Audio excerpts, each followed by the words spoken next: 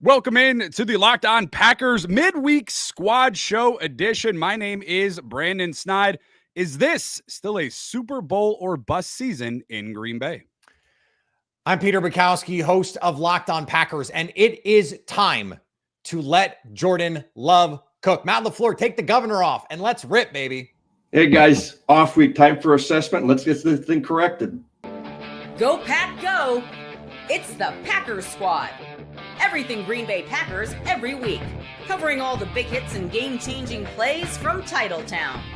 The way only the Locked On Podcast Network can. From the frozen tundra with all the cheeseheads, the Packers Squad show starts now.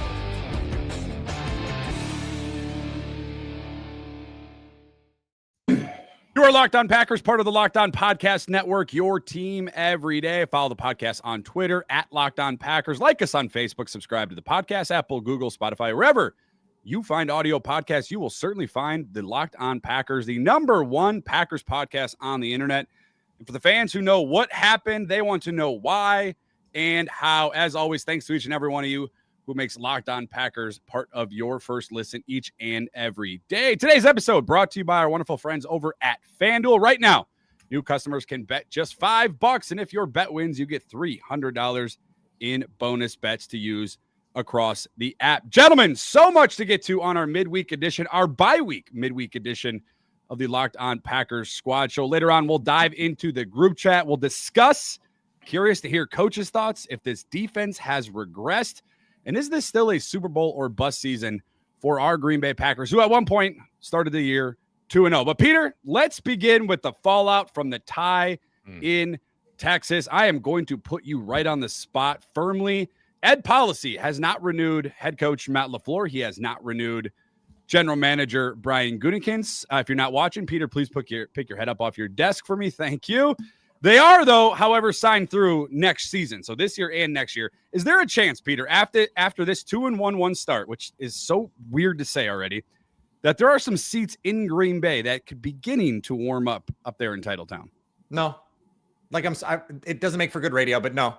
I don't think so. And I think that the Ed Policy stuff, like, this is not about you, Brandon, specifically, because I hear it all the time. Oh, you're coming at me. I'm ready. We have to stop this because Mark Murphy handled this exact same thing a couple years ago after 2021, when the Packers had the worst playoff loss probably of my lifetime in terms of the expectations going in and how they lost it. Matt LaFleur and Brian Gutekunst were going into the final year of their deals. And guess what? They got extensions. This is de rigueur in Green Bay. This is how they operate. They're not going to extend anybody before they have to. They don't do that with contracts from the front office. The president's not going to do that. I will say, though, the people who are critical of Matt LaFleur and the questions about aggressiveness and the killer instinct and those kinds of things, those criticisms to me are ringing truer now than they ever have before. And this is the first time, I'll admit this, Coach, the first time I've been a LaFleur guy the same way Brandon is a Goody guy. I've been a LaFleur guy. This is the first time I'm starting to go, I don't know for sure if he's the right guy moving forward. That doesn't mean I'm out, but I'm just starting to move off of I have no questions to I kind of have some questions now. Well, it seems like when things are getting tight is when things are getting exposed. Yeah. With Matt right now, like when things are going well, I mean, but at the end of the game, Coach pressure doesn't build character; it reveals it. Yeah, that's totally true. And the thing is, how do you handle that pressure? Because every game is pressure, but there are times in the game in the last 2 weeks where the clock management has been abysmal, and we're 1 second away from really feeling bad. I mean, we'd be sitting there at 2-2 and should have had a chance to win both those ball games. And imagine coming out of that just 2-2. I mean, we'd all be throwing ourselves off the top of Lambeau Field. It's just that stuff can't happen. As far as being like on a hot seat, guys, it's only been 4 games, and I think a lot of times everything gets amplified, but it's just the first quarter of the season what we just finished. First quarter. That's a good point. But let me ask you, Peter, what's going to cement LaFleur as his future in Green Bay? What's the expectation for this year? Is this a team that has to get, okay, so they regressed, right? 2023, they go to the divisional round. They're a few plays away from the NFC Championship game. 2024, I'll give you a few injuries along the way, but relatively healthy in the postseason. They fall out in the wild card against the eventual Super Bowl champions. What does LaFleur have to do going forward to cement his future in Green Bay? Well, look, I think if you look at the years that LaFleur and the Packers have lost in the playoffs, 2019, they lose to the 49ers. They are 8 minutes away from a Super Bowl title. They lose in 2020 to the eventual Super Bowl champions. Now, should have won that game. I have plenty of problems with the way that game played out. But they lost to the best team in 2023. They lost to the team that went to the Super Bowl, had the Chiefs on the ropes in that game. That was a thrilling finish, and it took Mahomes magic for the 49ers not to win that Super Bowl. And then last year, the Eagles, no one came close to the Eagles in the playoffs. So I think that has to be mentioned. But to your point, they can't punk out in the playoffs. They just cannot do that. I almost said a word that rhymes with itch, and I didn't. But I think the FCC would allow that to go through. Yeah, but carry on. Look, I have 2 young kids. But so that's where I am, and I'm interested to hear your perspective on this, Coach. The difference in the locker room from a team that is us against the world, where nobody believes in us, we're scratching and clawing for everything we can get, versus a team where, hey, we expect the world of you. Doesn't the culture have to be a little different? Doesn't the coaching have to be a little different? Like, for this group of players, not this group of coaches, but this group of players, this perspective, this seat in the catbird seat as the favorite or one of the favorites is new for them. Yeah, I think when it comes to just being in Green Bay, you always know what the expectations are. Always, it's just always that, and I think that is carried throughout the locker room, throughout the whole organization. I'm talking about even the janitors take pride in knowing that they're guys. I'm telling you, they really did. And like the maintenance guys and all that, it may not have anything to do with the football team, but everybody's expectations is always to win Super Bowls. That's what, I don't think I'm Titletown. I mean, that's why it's like that. I don't think I'm going to break any news on the program here, but Goody is not on the hot seat. I think we can all agree there. Yeah, the talent on this team is not the problem at all. This is probably, Peter, would you say, trying to rack my brain, I know Devontae and Aaron were special, but would you say overall that this is the most talented roster that Matt LaFleur has had in Green Bay? Overall. I think it is the most complete roster that Matt LaFleur has had in Green Bay in terms of where the weaknesses are. They don't have Carrington Valentine, Keyshawn Nixon, Nate Hobbs. That's not, Tramon Williams, Charles Woodson, and Sam Shields by any means, but they were a top 10 passing defense last year. We know that that's good enough. They played great against AJ Brown and Devontae Smith in the playoffs last year. That 2020 team, it's hard for me not to say, I know, the 2020 team with MVP Aaron Rodgers, the best receiver in the league, the best left tackle in the league, arguably the best corner in the league, and Zadarius Smith playing at a defensive player of the year sort of level. The problem for them in these big games, Brandon, is Rodgers in 2021 didn't play to his standard, right? Coach, you talk about the standard all the time. Yep. You don't have Zadarius Smith play in 2020 to his standard. Aaron Jones fumbles, gets hurt. Elton Jenkins didn't play to his standard in that game. Now, David Bakhtiari, that game being the NFC Championship game. So you need your best players to come through. You need your best players to play their best in these big games. And that's where you look at Sunday, guys. And this is, I'm borrowing a point that Zach Cruz from USA Today made. We saw Jordan Love ball out on Sunday. Let's not get lost in all of this. Jordan Love had maybe his best game as a pro. Micah Parsons had 10 pressures. Dak Prescott played an unbelievable game under pressure. And so when you have a quarterback that is capable of playing at that level, and you have a defensive player who is arguably the best in the game, I think that's a really good position to start from and build out from there. I think when you look at this, though, when we look at the picture, is any of these guys on the hot seat? Head coach Matt LaFleur, general manager Brian Gutekunst. When you look at Matt LaFleur, I think right now that nobody's currently on the hot seat, quote unquote. But I do think it's warming up under LaFleur, and for a couple of reasons. Number one, Coach, you kind of pointed out the biggest reason is end of game situations. And as a guy like the learning, I know Matt LaFleur goes in his press conference and he says, we have to be better. Coaches have to be better. We got to be better this. We got to be better that. Like, you're going into almost a decade in Green Bay, right? Like, that is out the window, right? Yes, this is the youngest roster in NFL. Yes, it got a little bit younger when you acquired Micah Parsons, but Jordan Love has been under your belt for half a decade. Like, this is nothing new when it comes to coaching this roster. Yeah, Matthew Golden's a rookie, and you're going to have those guys here and there. But for the most part, this is a team, albeit young, are experienced, right? That's the first part of it. Like, I'm done with we're learning. That's gone. The second part of it is you keep hiring coordinators that don't know what the bleep they're doing or are not sure what they're doing. I still don't understand it. It frustrates me when I see guys like Romeo Doubs and Jaden Reed and Matthew Golden, your number one overall pick, returning punts on a primetime game when you already got the injury bug bit at that position with no Jaden Reed. And I know I mentioned his name, but he's was returning punts earlier in the year. But you keep hiring guys that end up flaming out in Green Bay and really don't catch on anywhere else in the league. Joe Barry's one that obviously comes to mind. How many special teams coordinators has LaFleur hired now? 4? 5? 3. He hired 1, fired him. Mo Drayton was promoted, and then Rich Bisaccia. I think that's right. And that's the other thing is you pay Rich Bisaccia the most money as a coordinator in the NFL. And his first year, 22nd in special teams rating, 29th, 30th this year.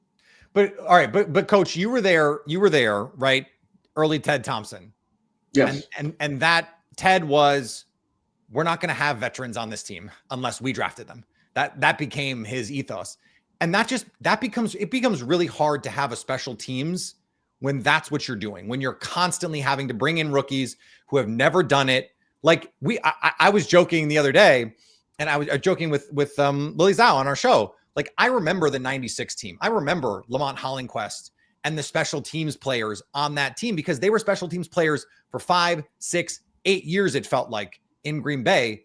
That just doesn't happen anymore. And I think that creates problems for a team like Green Bay, where they're just like, oh, we're just gonna have the young guys go out there and figure it out and go from there. They don't prioritize it the same way. They never have. Yeah, I'll tell you one thing. I always thought Green Bay did a good job, and Ron Wolf was this, and Ted obviously was his underling, and learned from Ron. But their whole thing was like, let's sign. If the guy's a player after year 2, go ahead and re-sign him. And one of the things I always thought Green Bay did a really good job of is developing guys. I really believe that. And they always identified who those players were, because Reggie White, right, was a huge free agent deal, but Ron didn't really dabble much in free agency unless they were like Woodson and Reggie and other guys come to mind. But he wanted to develop guys through the draft. He didn't want to do it on the back end at all. Peter, neither did Ted.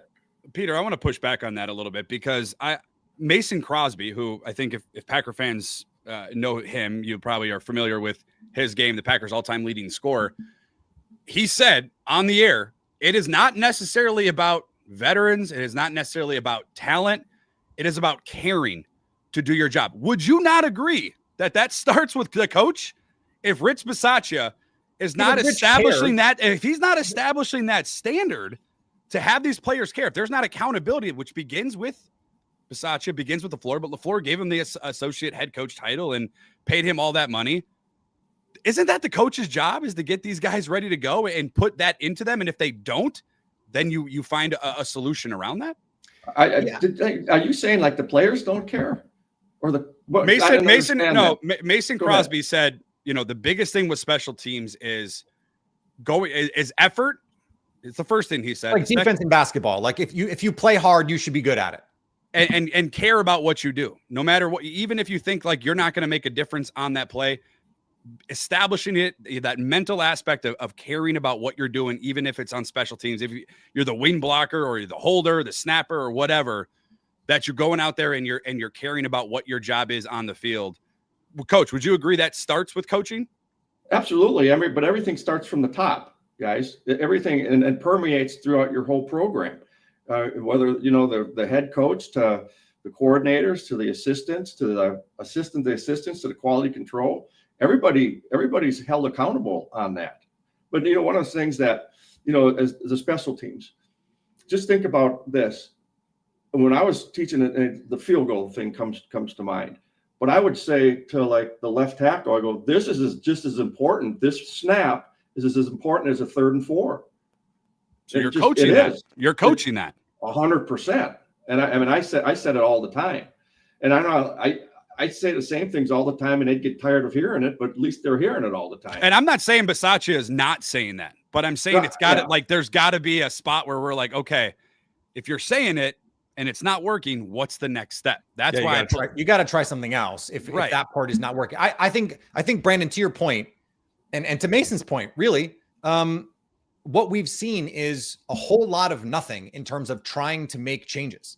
They'll make a personnel change here or there, but there doesn't seem to be schematic changes. There's a new kickoff rule.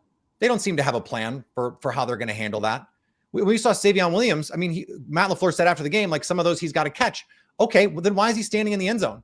If Brandon Aubrey's kicking it to the 4, why is he standing in the end zone? Or if you're going to catch it off a hop, then you got to go. You got to try and get some yardage. Because the difference between the rules have gotten a little, strange. Yeah, just opaque, I would say. If the ball lands in the landing zone and goes into the end zone and you take a touchback, it's the old touchback rule. It's the 20. If the ball flies into the end zone, the ball goes to the 35. And so teams are trying to kick it to like the 4-yard line and have it bounce. And they're incentivizing you to either try and return it or let it bounce into the end zone. And Savion Williams, he's got to know there has to be some sort of clear directive. Hey, get your heels on the 5-yard line then, or something. And it doesn't seem like when there's mistakes, there's not changes. Matthew Golden has I think the number is like he's fielded five. I think it's 5. I think that's what you're thinking of. So I could be wrong, but I think I know what you're talking about. Yeah. So he's let a number of punts fall in front of him. Coach, that's like punt return 101. Come run up and catch the ball. Yeah. 100%. And like if you can't do it, you got to have someone else do it. Now the problem for the Packers is they don't have a lot of punt return bodies. They don't, because they're receivers. They want big guys. They don't have, coach, your guy Allen Rossum. He's not on this roster. They don't have anyone with that body type on this roster. Whereas you look around the league, like the guy that we saw on Sunday, Kevontae Turpin. I mean, guys, my 5-year-old is weighs more than Kevontae Turpin. Like he does. It's well, he doesn't really, but like my 5-year-old's a big guy. He's a big boy. They don't have anybody like that. And so it does become problematic when you just don't have the right players. But the other part of that is I don't see them coaching things the right way. And coach, before we came on, you and I were talking about the field goal protection thing. The way that they're teaching it is not the way it's always been taught. It's not the way you always taught it. No. And it's not the way I always understood it to work. So if they're doing that, why? What are they gaining? And it doesn't seem like it's working. So then it makes you wonder, okay, what is the coaching doing? And I think that's when, Brandon, to your point, it's fair to wonder about the coaching. I think it's everything. I think there's a holistic problem with the Packers. I think from the top down, and I mean the front office down. Hey, easy now. They don't prioritize it. And but there's veterans on that special teams unit though, Peter. You got Zane Anderson, Bo Melton's on that team. You go out and get Nick Nyman at the end of training camp. It's not like they're rolling out college kids out there. Yeah, and they've got starters on those units: Evan Williams, Lucas Van Ness, Javon Bullard. Yeah. They're playing those things. But like I want Keyshawn Nixon back there. But what happened? What I don't see. That's the thing that I have.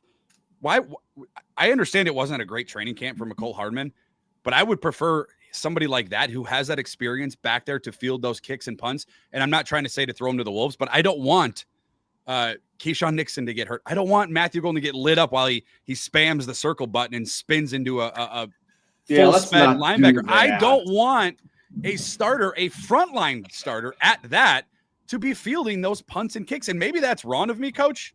I just don't want it. The punt returner, Brandon. Say again? Jaden Reed was the punt returner when he was the Packers number 1. And I didn't like it. I didn't want it. Wow. Keyshawn this Nixon happens did it. around the league, coach. We see that we've seen this. Like your starters have to play special teams. We don't have enough bodies on the field for our guys not to do it. You're exactly right, Peter. And here's the thing. Don't tell him he's right. That inflates the head.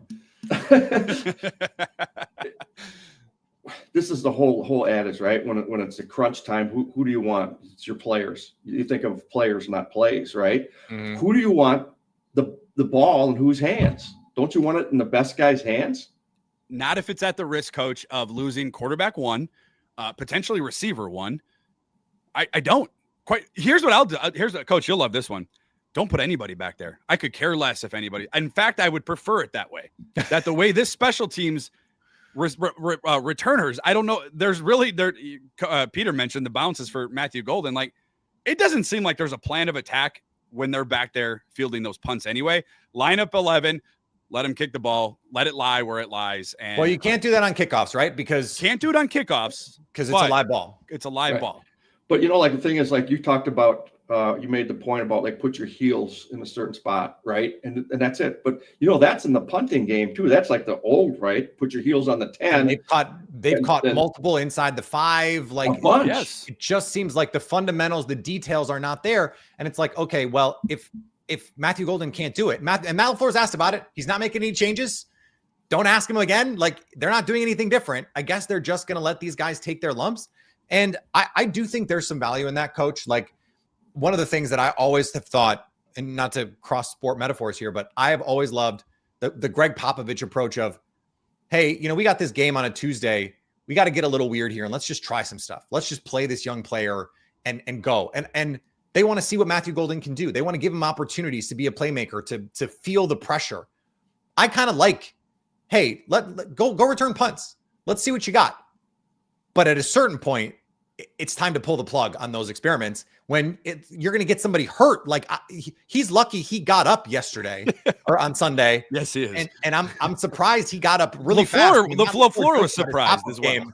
Being pretty good. He got up a little wobbly, guys. And I didn't see him go into the blue tent, but he's apparently, we got to trust the on-field neuro specialists, but that screen wasn't an easy hit either. No, well, and that was on Romeo Dobbs. We'll talk. I'm sure we will talk about the end there, Brandon, about what happened at the end there. But because we're up against it a little bit, but this started with the Matt LaFleur conversation, right? And being on the hot seat. The way that the game ended, it did not seem at all like the players were prepared for those moments. And we talked about this on our post-game show, right? They didn't seem to know. And what coach said was, when Dobbs makes the catch on the slant, it's 2nd and 3 or something, 2nd and 4, a minute 10 left, and you snap into 2 minute from no huddle. He was like, there's a difference between no huddle and 2 minute. And I thought that's an interesting distinction that I've never heard a coach make before, but it makes sense. There's a difference between no huddle tempo and 2 minute tempo, where it's just like up on the ball. But then the 2nd and 4 play call is a run, coach. And then it's an RPO. And then it's an RPO special. And Jordan Love checks the ball down, which he can't. We know he can't do that. But you've got first, after the run, it's 1st and 10 at the 12-yard line with 35 seconds left in a timeout. And you get one ball into the end zone. Yeah. That just cannot happen. And that is on Jordan Love. He has to take some responsibility for that. No question about it. But the other players, like there's one of the plays, Tucker Kraft is like 2 yards in front of the line of scrimmage when they line up on that final desperation play. Guys, they're not hustling to the line. We saw the Browns execute one of the all-time get up and spike it. They're the Browns, and they executed better at the end of the game than the Packers. That is troubling in regards to Matt LaFleur. Guys, let me ask you, I'm going to throw this thing out to you because it's a process, right? Whether it's 2 minute or it's hurry up. I wonder how much they got because of all the injuries they had in camp, how much work they really got at that. Is that their identity? Do they want to be a hurry up team? I don't know. Well, and remember, Christian Watson was on the PUP and Jaden Reed is on IR. So that's right. 2 starting receivers plus you're down a right tackle. You're playing a 3rd string tackle. You're playing Jordan Morgan out of position. So there's a lot of stuff where like they didn't get the reps in training camp. They haven't played together in games. Right. So, I mean, that is a crucial situation, right? And all of a sudden, maybe that's why everyone Elton Jenkins around. hasn't been a center in the NFL in a hurry-up situation in his career. He's an experienced player, but being a center is a different thing. Yeah, well, you're starting everything. You touch the ball every snap, 100%. But, I mean, how much work did those guys get with that? I mean, you talk about the process of an overtime and all that. It's still your call sheet. You don't have like in overtime, but I tell you what they do have is 4th and got to have it. 4th and 6, got to have it. That call's already made. Yeah. It's already made because you don't have time when you're scrolling down your play call sheet, right? And it's that crucial time. There's a whole box of those. So that's what I'm calling. And that's what you call. And I didn't see that, at the end of the game. I didn't see that urgency because that call should come in like right now and the ball should be snapped. Would you rather in that situation, coach, just let Jordan handle it? Because Rodgers used to call the 2-minute. Yeah. I know. I understand Jordan Love's not Aaron Rodgers, but nope. And I'll tell you, how many times did Jordan get in a 2-minute situation behind Rodgers? I mean, not too many. I mean, Right. I can think of 2024, the behind Texans Brett. game. They went right down the field and got the game-winning field goal against the Texans. San Francisco, I believe that was 22, Peter, when they were in San Fran. Remember, he got the ball with like 37 seconds left and drove down into field goal range. Well, we're talking about Rodgers, though, not Jordan Love. Yeah, Rodgers. Yeah, but so, coach, are you asking how many times did he watch Rodgers do it, or how many times has he actually been in that? Been in that situation? Yes, frankly, not that many with a chance to win the game. Like the Raiders game early in 23, when he throws the pick at the end. There was the Broncos game. He throws the pick at the end. There was the 49ers playoff game. He throws the pick at the end. Like this is, unfortunately, in 2023, there was a troubling trend. And then in 2024, he just never had, I don't think other than the Texans game, he had an opportunity to do it, but he's had reps doing it. It's not like he's never done it. It doesn't count the losses on here, but on Pro Football Reference, 5 fourth quarter comebacks, 5 game-winning drives. He had three of them in 2023, 2 of them in 2024. So the Saints game, when they come back from 17 down in the fourth quarter, there was a game-winning drive there. Correct. He had the game-sealing drive. It wasn't a 2-minute offense; it was a 4-minute offense against the Bears. The end of that season. Now we're just devolving into guys. Chargers at Carolina. Remember, they were winning heavily in Carolina. Oh, right. And they had to come back. Yep. Okay. So that was one. You mentioned Houston and Chicago. And then technically this year, coach, 2025, because they were down 37-40. Yeah. Yeah. He came back and not no huddle necessarily, but in the fourth quarter, they had, I think, 4 drives to either tie or take the lead in the fourth quarter and overtime, and he let him down there. So he knows clutch moments. I think to your point though, how many game like 0 on the clock kind of situations has he had? It's not a ton. It's certainly not as deep a Rolodex as Aaron Rodgers, but also let's remember, guys, 2008, how many games did the Packers blow at the end of that season? They went 6-10 that year, in part because the defense gave up a bunch of those leads. But I mentioned the 2010 game, Aaron Rodgers threw a pick in overtime against the Commanders to lose that game, and then was bad the next week against the Dolphins too. So there's plenty of time here to get this all sorted out. Jordan Love, to me, is playing like a top 5 quarterback in the NFL this year. You look at all the advanced numbers, they're there. Lamar Jackson's hurt. He's not played at that level. Joe Burrow is hurt. I think he's been that. This is the final evolution for him. This is the final boss, if you will, in his evolution, is being that guy at the end of games where this guy is just cold-blooded. And I think he can get there, guys. I think part of it is the rest of the team has got to get there with him. Yeah. Well, again, those guys haven't had a lot of reps around him. No, Matthew Golden has not. Tucker Kraft as the guy has not.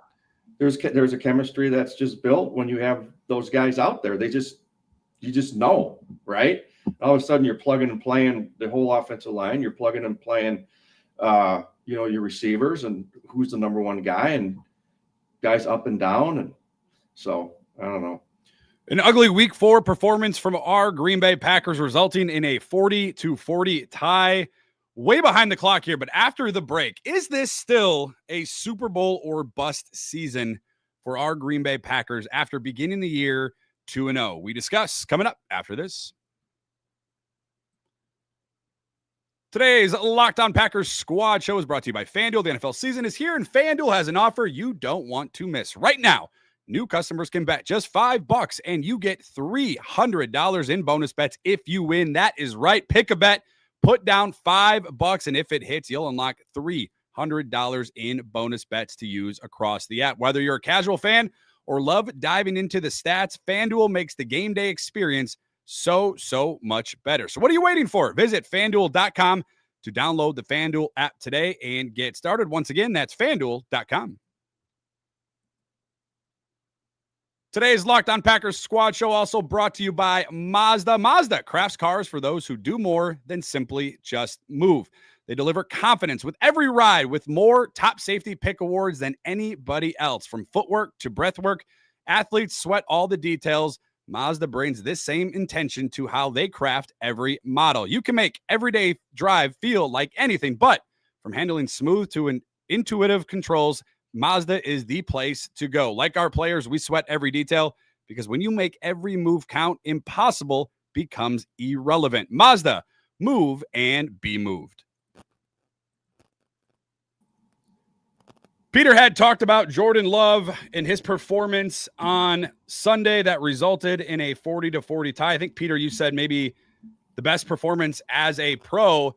With that being said, with that performance from quarterback Jordan Love, who had a handful of touchdowns, should have had probably another one, almost 400 yards, is this still, based on the results, I know it's 2-1-1 start to this season, but Jordan Love's playing great. Do you still see this season for the Green Bay Packers as a Super Bowl or bust? Yeah. I mean, nothing has changed in my mind about where the expectations are for this team. I think, and I said this on radio, let me put it on wax here on Locked On Packers. I think what we saw on Sunday was an all-time performance by a QB against Green Bay. I have not seen very many quarterbacks play at a higher level. Dak Prescott was 12 of 14 for 162 yards and 2 touchdowns against pressure. You could make the argument Micah helped him be better on Sunday. He had to get the ball out. And maybe like that, Micah had 10 pressures. He was wrecking that game, and it didn't matter. Dak Prescott was just playing outside of his mind. If the blueprint for lighting up a defense is a quarterback sees God for 60 minutes, like there's just not that many quarterbacks who are gonna get to that level. Is Jared Goff going to do that, guys? Is Jalen Hurts going to do that? They didn't have a completion in the freaking second half last week, the Philadelphia Eagles. In the second half, when the Broncos had to start a receiver at quarterback a couple years ago because of COVID, they completed a pass in the second half. Jalen Hurts couldn't do it. So I don't. This defense is still dynamic and ferocious. This front, they need to get Devontae Wyatt back. He was leading the interior defensive tackles in pressures. But I don't have any questions that this team is talented enough to win this Super Bowl. They just have to go do it. And to our point at the top, Coach, the expectation is that, and the seats, the relative warmth of those seats is going to be based on how they do trying to chase that goal. If they fall flat on their face, then all of a sudden, it may be January, February, but it might get warm in Green Bay. I know it's a speculation all the time. It's like getting to the Super Bowl, and that's always going to be the aspiration and the goal. From a coach's perspective, I want to win the next down. I want to win the next quarter, half, game. Then you got to go, you got to win the NFC North. But that's just me, and everybody wants to win the Super Bowl, and everybody wants the Packers to go to the Super Bowl. But there's a lot of steps, and we always talk about it being a marathon and not a sprint. And it is. There's a lot of things that are going to happen that have to go right for you. Injuries, because it really is a league of attrition. How healthy are you at the end of the season? But mine is more incremental than I aspire to win a Super Bowl too. But I think you got to go win the next down. But that's just a coach's perspective on that. On the surface, I want to say yes, that this is a Super Bowl or bust season. We mentioned you go out and acquire Micah Parsons, you pay Xavier McKinney, you pay Josh Jacobs, you pay Jordan Love. But I'm going to play some audio for you guys. This is head coach Matt LaFleur on Tuesday. He didn't have a press conference on Monday due to getting into Green Bay very, very late on Monday morning, I should say early on Monday morning. This was his answer. The question was his thoughts that last play of the game that left, or I should say the second to last play that left 1 second on the clock that had the Packers looking lost on the field. This was head coach Matt LaFleur asked in his response. It was like watching a slow motion car crash in front of your face where I'm just looking at the clock. I'm like, oh my God, there's going to be no time left. I mean, it's a very humbling experience to go through that. And it's unacceptable, quite honestly. So, and there's nothing we can do about it now other than we better learn from it, everybody. I'm sure it'll be a teach tape for around the league, to be honest with you. Great. Our failures will be a teach tape. That's great. That's what gives me. You never me, want to be on that kind of teach tape, Jags. That's what No, gives you me, don't. Peter, that's what gives me pause with this team saying Super Bowl or bust, because what do you mean you're on the sideline thinking to yourself, oh my gosh, we're going to run out of time? You are the head coach. Yeah, that sounded bad. Take That the was bad. take the handcuffs off of Jordan Love. Allow him to run that 2 minute. Do whatever you got to do and manage that situation. How can you sit here as a head coach going into year 8 in Green Bay, whatever year it is? I don't even remember off the top of my head. 7, and sit here and talk about a slow moving car crash that you're in charge of that car. You are driving that car. Well, but I think that was his point, is he was like, I'm in charge and this is going bad and this is all my fault. I mean, I think that's what he was saying. Now, the optics of him talking about the car crash, like I do think there is, that's his way of saying some of the players really screwed this up and I couldn't believe what I was watching. But he is still ultimately always the guy that's going to take responsibility for this. And he always does. He always covers for his quarterback. He does. Always covers for his players. And I appreciate that. Every once in a while, I do wish he would, Throw somebody under the bus. Not throw somebody under the bus, but just say, hey, we expect more of player X because we think they can be great. And we want what's best for them. There are ways to do it. There are ways to motivate players by talking about them in the media. I just, and maybe coach will say, that I don't agree. I don't think that's the right way to handle those things. But I've seen coaches do it. I've seen Steve Kerr do it. I've seen Mike Tomlin do it. So I know it can be done. I just think it takes the right kind of person, the right kind of personality to do it. I understand what you're saying, Brandon, but I look around the NFC. We saw them play the Lions. We know they can beat the Lions. We saw them play the Eagles very close last year. I don't think this Eagles team is last year's Eagles team. Other than those two teams, who are you going? Yeah, that team is definitely better than Green Bay in the NFC. Green Bay. To your question, Green Bay. What I'm saying. Like, so then it has to be Super Bowl or bust. If they're one of the 2 or 3 best teams in the NFC, it has to be Super Bowl or bust. You can say, I'm worried about them reaching those aspirations because I'm worried about this head coach. I think that's a reasonable thing to say. But the expectation should still be that they are a Super Bowl contender. Doesn't mean they'll go, but the expectation to me still has to be, this is a Super Bowl team. That's why you trade the picks. That's what you pay. That to quote Don Draper, that's what the money's for.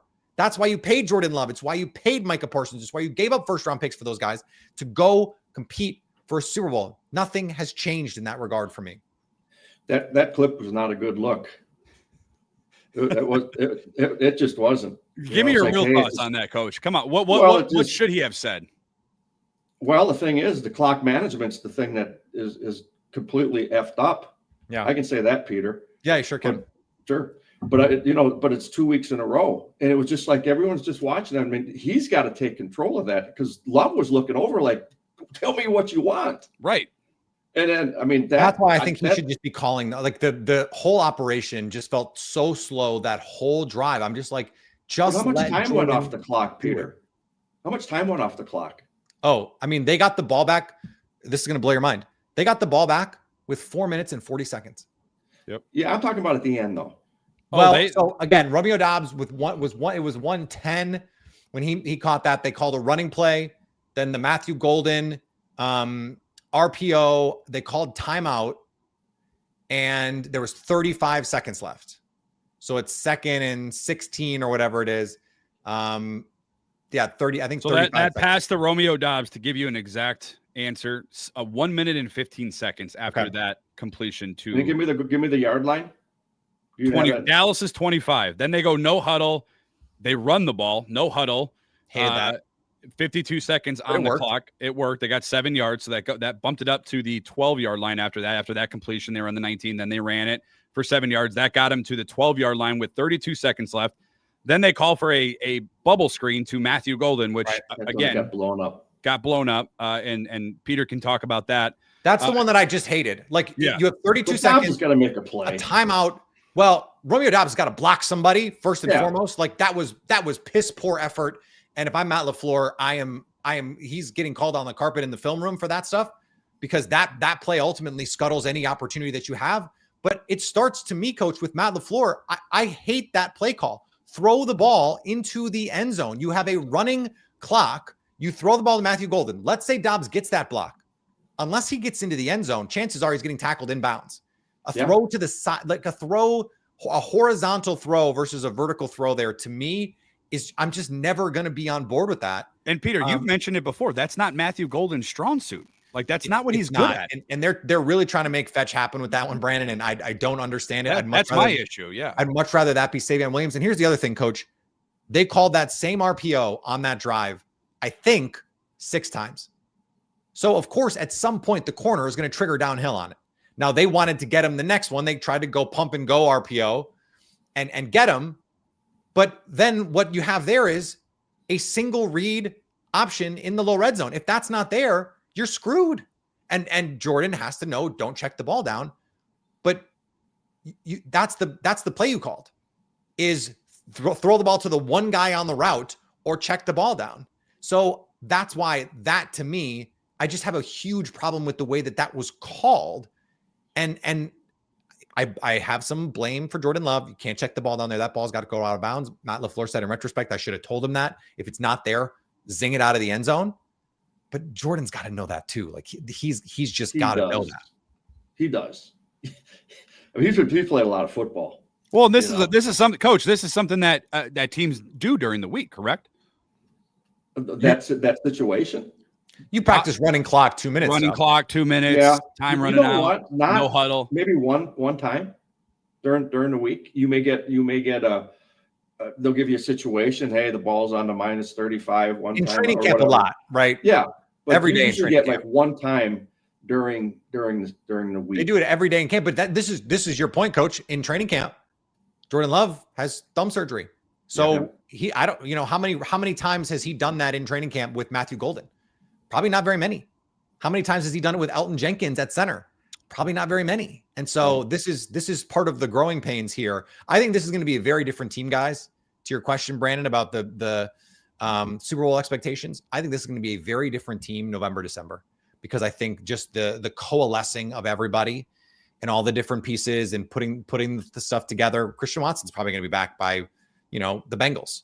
Maybe, if you get Jaden Reed back in late December, there's something there too. Like, I just think it's all you're working in Nate Hobbs.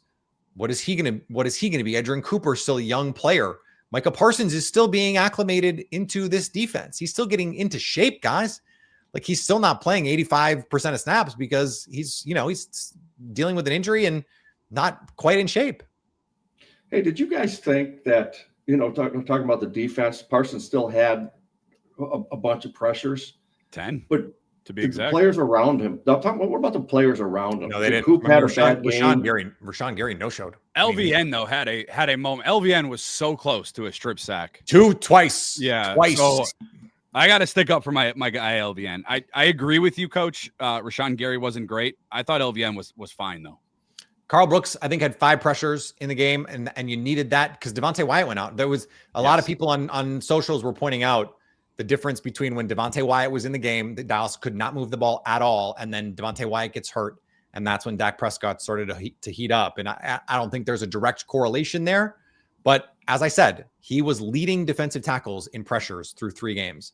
So he is a difference maker for this Packers defense. Coach, what is your assessment of Jordan Love? We got a few minutes here. I want to gather your guys' thoughts before we toss it to our final segment on quarterback Jordan Love. We talked a lot about him and coming up short there in overtime against the Dallas Cowboys, albeit he did come drive down the field and put this team in field he came goal up range. half short, right? They did tie the game. They didn't lose it. I suppose. It felt like a loss if you ask Josh Jacobs. What's your That was assessment, awesome. Coach? What's your assessment of quarterback Jordan Love when and I'm not just talking about in the game at Dallas. I'm talking about as a whole. He's going into year 3 as a starter. He's made the playoffs every year as a starter. This year, he's on pace for 4,200 passing yards, 33 touchdowns. He only has the 1 interception, 8 touchdowns total right now. Do you think he's a top quarterback in the NFC? Do you think he's a top 5 quarterback in the NFL? Like, what's your assessment of quarterback Jordan Yeah, Love? I think he's an upper echelon quarterback. I mean, the numbers that he's getting, Peter, you know those numbers better than I do. Yeah. You got all of those stats and everything. But Again, just stop complimenting him, Coach. well, Goody, I got Goody on the phone. Go back to the class, Coach. Go back to your classroom and be hard on Peter. Like, come on. But I don't. He knows all these stats. I don't know all those. I'm stats, messing with. Yeah, Peter. I think that he's a top 5 quarterback. And you know what it is? Look at the production. That tells you everything. Look at the numbers. The only thing that we don't have, though, that the winners have to get are the wins. Yeah. You can have all the numbers you want, but if you don't have you're not winning games, it kind of takes a back seat. Brandon, I asked this question. You know where I stand on Jordan Love. So let me pivot this and blow up the whole segment. Let's say my buddy Jacob Morley threw this hypothetical at me. Let's say Matthew Golden fights back to the ball on that last play. The linebacker's not looking, and it's a DPI, and they put the ball first and goal at the end zone, untimed down. Do you go for it there, or do you kick the field goal to tie the game? Are you asking me if I go for it or if LaFleur Okay, goes I'll for it? ask you both. Would you go for it, and do you think Matt LaFleur would have gone for it? I told you guys at the end of regulation, I do think he goes for it. I do think Matt LaFleur goes for it, to answer your question, and I go for it. But I do think that, again, I would have felt better, even if they lost, you guys, that the Packers went to the end zone more than one time at the end of that game. They throw the ball 3 times into the end zone and do it on 4th down and don't score. I'm fine with it. It sucks, right? Like, we're mad. We're talking about a team that's 2-2 after starting the year 2-0. But like, I felt like, Coach, and you can talk to this, a little bit better. I felt like Jordan Love was handcuffed a little bit. Now, is some of that self-induced? Sure. Not checking the ball down instead of throwing it away. By And the way, buying Jack yourself shook his head right away. Yes, that you go for it on the goal line on the road, and you say you're on the 1 yard line and you're going to kick it. You get laughed right out of the league. You talk about absolutely. You got to go for the win for sure. Could you imagine? And then you're on the 1 yard line and something happens on the field goal. You got to go for it on the road. Absolutely. It's one of those where I wish we could go back in time and just get the Your answer. team would quit on you. Would tell you. You know what's funny though, guys? So the Matt LaFleur is really smart about this stuff. He knows all the numbers. So he was talking about how if you get a little bit closer, your odds, and this is weird, but this is true, your odds of scoring actually go down. Yeah. No, the field's short. The field tightens up. Right. And so they were actually, when they were in that like 12 to 15, I don't know, did you have a name for that part of the field, Coach? Low red. So there's other name for it, but like from the 5 to the 50 or the 10 to the 15 is sort of the sweet spot of our drop back game is killer in those spots because it's just spread out enough. And for them to have had 3 opportunities, like I think if they get 3 opportunities there, I think one of those gets caught in the end zone. Like I think they win the game if that's what they do. But LaFleur was asked, okay, it's 4th and 16. Did you have any thought of I think he said, what do you think the chances of conversion there are? And he said, I think it's about 5%. He was like, I would guess about 5%. So I went and I did what Coach says. I looked it up. I went and I went to Ben Baldwin's model, and the odds of converting 4th and I think it was 4th and 16, 7%. He just he understands a lot of these numbers better than we give him credit for. He just doesn't always act on them. And he said at the end of the first half, that was one too, Coach. We haven't talked about it much. Strip sack. The strip sack after the false start, you just got to shut it down. You just have to shut that one down. You want to be aggressive, 35 seconds left, great. But then there's a false start. Okay, drive's over. Let's go to the locker room. Yeah. And he said his gut was saying, let's just shut it down. But they were getting the ball back coming out of halftime, and now they're losing. And so I think there's an angel and a devil that sits on LaFleur's shoulder, and he doesn't always know who to listen to. Guys, when you're in the moment on that, it's not easy. Hell no, it's not easy, but he's getting paid millions of dollars. He's getting, what was he making, 10 million a year? There's 10 million reasons he needs to make the right call, and I mean, those aren't easy situations, but he's in that situation to make those calls, and he's got to do it. Go ahead, Brandon. No, what would you have done in that situation, Coach? If I got take away offsides, jumped off sides. Yep. Where were we on the field? At what yard line? 12-yard line. No. Are you talking about end of the first half, Brandon? Or are you talking about end of the game? Oh, I'm talking about the end of the game. Oh, yeah, I would have thrown it into the end zone. So, okay, I'm going to get real nerdy here, Coach. You ready? Yep. It's Romeo Dobbs he catches the slant. It's 2nd and 4. You pick up the first down. What did you say it was 35 seconds, Brandon? 32. When they throw to Matthew Golden 32, in the flat. I think, to be exact. At the 12-yard line, 35 seconds left. You've got one timeout. What's the play call? I'd thrown in the end zone. Yeah, I want a concept. What's your go-to? What's your favorite? What yard line am I on? 12. 12-yard line. 12-yard line with 32 seconds left. They're not playing man coverage down there, or I would have run like intersection, something like that. Yeah, that's what I've done. I think he didn't want to lose the game. He didn't want to have a pick, and he didn't. Yeah, I think that was his feeling. You got to find your best zone beater in that situation, right, Coach? Yep. But what you do is you have two calls, and like you guys, dragon, lion, dragon, but you always have like a single high beater and a 2 high beater. So the dragon and the slant flat is the single high, the double slant is the 2 high, and so I'd give myself an option on that. Packers love. I mean, look, we spent 15 minutes last week talking about double slant, triple slant, dragon lion. Dragon lion would be fine with me. One on the slant all game. Here's what I'm doing. And then or like dragon with a wheel on it. So you got slant flat. I like in that situation, Coach. I kind of like because I think Jordan Love throws outbreakers well. I would like some sort of smash concept. If you're playing quarters now in the red zone, if you can get that back pylon corner route, Jordan Love, bang, like Romeo Dobbs, that's money to me. Well, Romeo Dobbs had 6 catches and 3 of them were for touchdowns. I'm throwing it to Romeo Dobbs 3 times in a row. And but there was 2 of them were slants, right? One was a fade. Correct. Come back to that. Yeah, it's always a good one. Go ahead, Coach. Did you have something else? Yeah, there's another one. Like you just talk about like quarters coverage, and you're on the 15-yard line. I would have like posts outside. Number 1's running posts. The inside guy's running wheels. And I'd have my favorite play in football. Somebody running option. Then I'd have an option route. I'd have an option route inside on a linebacker. Post wheel is my favorite play in football. Yeah, but that's they used to call it double post Y jerk, and that was the jerk concept. It was a one-on-one with the inside linebacker. And you got Tucker Kraft. Like that's money, man. That linebacker, really those linebackers were lost all game, Brandon. Oh, I know. I'm not okay with what happened at the end of that game. I've told you, you paid Jordan Love for a reason. You drafted Matthew Golden for a reason. Use those guys, man. Go out there and throw it 3 times in the end zone. And if you don't succeed, I would rather be talking about that than the things that we're talking about, the what ifs right now.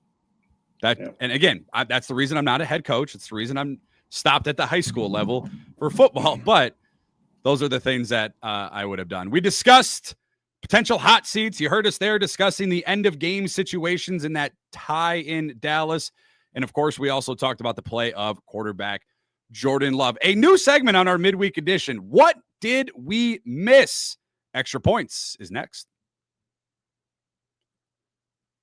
Today's Locked On Packers Squad Show is brought to you by Monarch Money. Most people cannot name all their financial accounts or even what they're worth, whether they're 401ks, properties, or investments. And when you don't have the full picture, you can end up leaving money on the table. That's why there is Monarch Money. It's an all-in-one personal finance tool that brings your entire financial life together in one clean, one easy-to-use interface on your laptop or simply on your phone. It does the heavy lifting. You can link all of your accounts in minutes, see clear data visuals, get smart categorization of your spending, and finally feel in control of your money without ever touching a spreadsheet. makes simple to review finances. You can make it on the go. You can sit down with your significant other. You can both see budgets. You can see goals and spending activities all in one place. Don't let this financial opportunity slip through the cracks. Use code LOCKEDONNFL with monarchmoney.com in your browser for half off your first year. Once again, that is 50% off your first year at monarchmoney.com with promo code LOCKEDONNFL.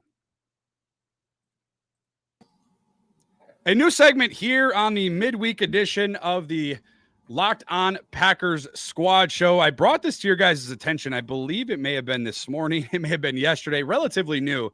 But something I wanted to talk about throughout the course of the midweek is things that we missed, something that's on the top of your mind, something that we didn't discuss on the show. It's a 60-minute show, guys. You think you got a long time to talk, but it goes so fast, especially when we're talking about post routes and dragons and flies. I don't know, whatever else. I'm sending you the picture. As soon as we get off, I know you will. I'm going to send it to you. I know you will. I'm going to send you the double wheel. He's got the pen in his hand. He's got the pen out. Yeah, I'll get a YouTube video and I'll watch it. And I'll be like, I don't know what the hell I'm watching. But Peter, extra points. It can be anything you want.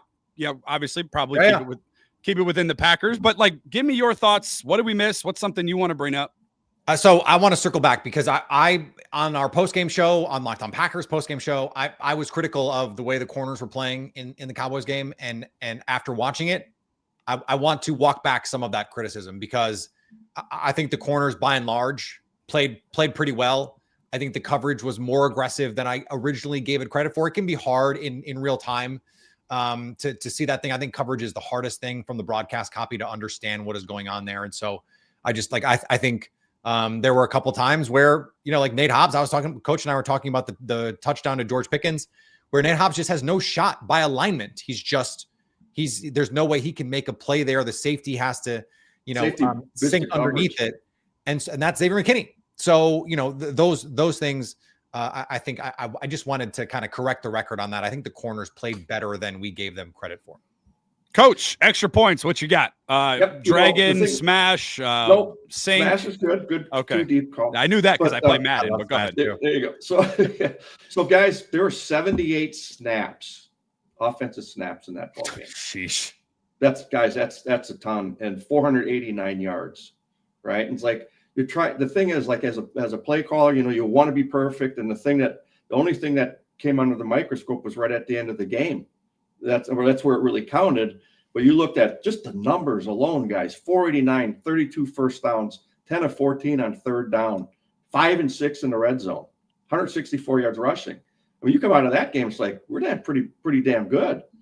Been scoring 40 points. So I think they're going to be fine. And once I think we need to get healthy this week. Coach LaFleur would agree with you. He mentioned that. Yeah, and that's the best part. And I've never had an open week this early into the season. It is like it around week 8, right? Week 9 where you can get that. But right now we need it, and I think we can get healthy and get all your best guys on the field. Because you're playing right now with 7th and 8th linemen, the 7th and 8th guy. Yeah. That means your 9th and 10th and 13th in the Brant Banks' case are having to play special teams. We talked about this after the game, Coach. That's hard. That's hard to live that way.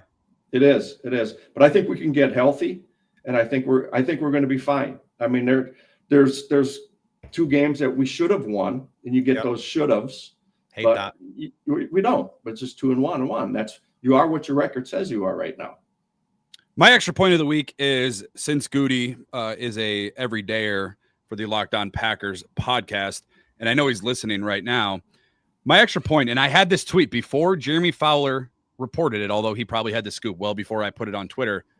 I want the Green Bay Packers to extend Romeo Doubs. I think this team desperately needs Rome at receiver. He is clearly Jordan Love's security blanket.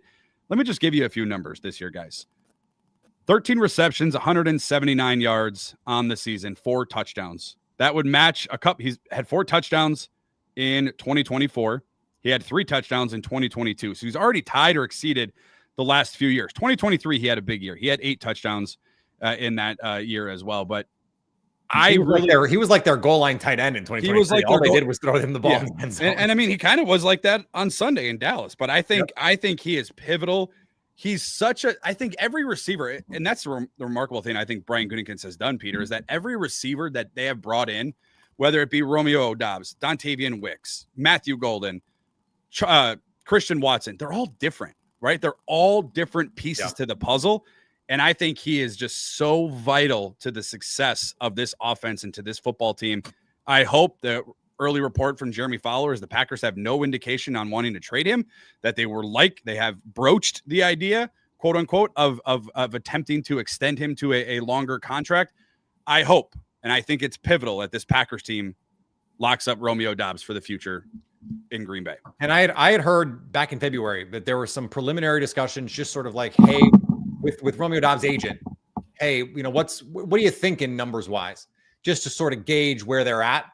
This reminds me, and maybe this is a segment or an article or something that I'm giving it away for free here. Who he reminds me of for this offense and that player for that offense is Juwan Jennings in San Francisco. He's not the most talented receiver in San Francisco, but on 3rd and 6, you know who they always throw the ball to? Juwan Jennings. And in the red zone, like he's every big play he makes. Tucker Kraft has got that George Kittle about him. And then if you get Golden to develop into that Brandon Ayuk type player, Brandon Ayuk coming out was almost exclusively a deep threat. And he developed a game. Matthew Golden already a route runner, a separator. Like you look at those separation charts, coach, he's like charted off the charts on all of that. Like he's always open. He's a 7-11 guy for me. He's always open. And so I think that they're like that could be the way that they're looking at this. Christian Watson just as another guy who can spread the field, but you have your kind of your Kittle-ish guy, you have your Juwan Jennings-ish guy, and you have your Brandon Ayuk-ish guy. Like you sort of see the vision here for how these pieces fit together. And talking about Reed is your Deebo Samuel, let's go. And that's the team. And talking about those pieces that you kind of mentioned, pieces for the Packers guys after this bye week, slowly starting to come back. Marshawn Lloyd, can open up his window. Christian Watson, which we've all talked about. Watson's looked like he could play since midsummer. I know medically he couldn't, but he looks every bit the part. I do want to end it on a positive note, Coach. I do feel better about this team post bye week. Like to your point, getting some of those guys back. I don't know if Christian Watson will be ready to play when they take on the Bengals in a couple of weeks, but trending in the right direction as far as health goes. I think the bye week came at a perfect time, to your point. Yeah, needed to happen. It was good. Again, I haven't had one this early, but it's what we needed. And what's funny is last year they had it in week 14. So they've had two of the extremes on each side of the bye weeks. Great stuff, guys, as always. And the good news, Packers fans, good news, guys, no game this week. So that means no loss or no tie for the Packers. We'll pick things up in a couple of weeks. Friendly reminder, the Locked On Packers Squad Show and Daily Show, free and available wherever you guys get audio podcasts, as well as over on YouTube. Make sure you smash that subscribe button, hit that thumbs up, get that notification bell, get notified when we go live. For Peter Bukowski, for Coach, Jags, and myself, we will sign off for now. Enjoy the bye week. We'll return next Wednesday. We'll preview the Bengals ahead of the Packers Week 6 meeting at Lambeau Field. Thanks to each and every one of you for tuning in. Thank you guys, as always, for making Locked On Packers part of your day each and every day. And as always, win, lose, or even when you tie, stay Locked On Packers.